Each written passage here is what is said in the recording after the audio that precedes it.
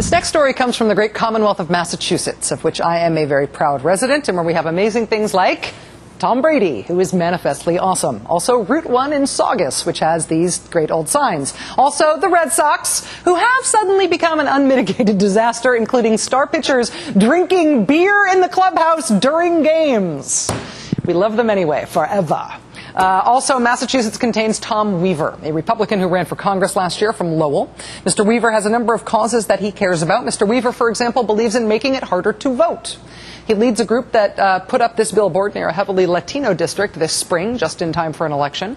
Last month, Mr. Weaver set up a camera at a special election in New Bedford, Mass. So Mr. Weaver sets up his camera, right, so he can watch for things that go wrong at the polls, so he can show others how to set up their cameras in their polling places.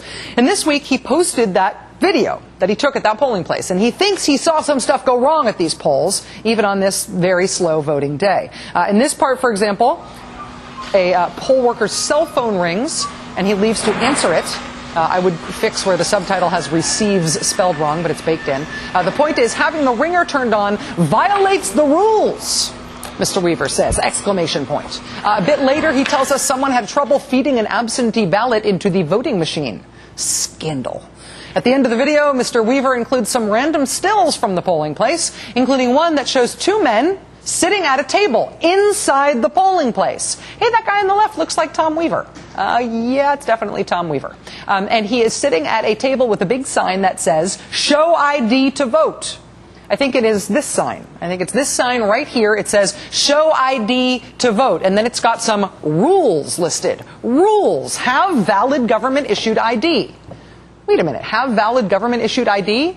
Now we're on to something that is actually wrong at this polling place in New Bedford, Mass, because Massachusetts does not have one of these new Republican laws that won't let you vote without an ID that hundreds of thousands of voters in that state do not have.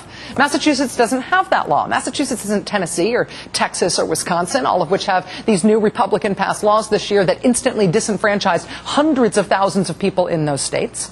Massachusetts does not have one of those laws. Which explains why at the bottom of Tom Weaver's Show ID to Vote poster, the very last rule after be polite and ask poll worker to verify address, the very last rule is voluntary compliance.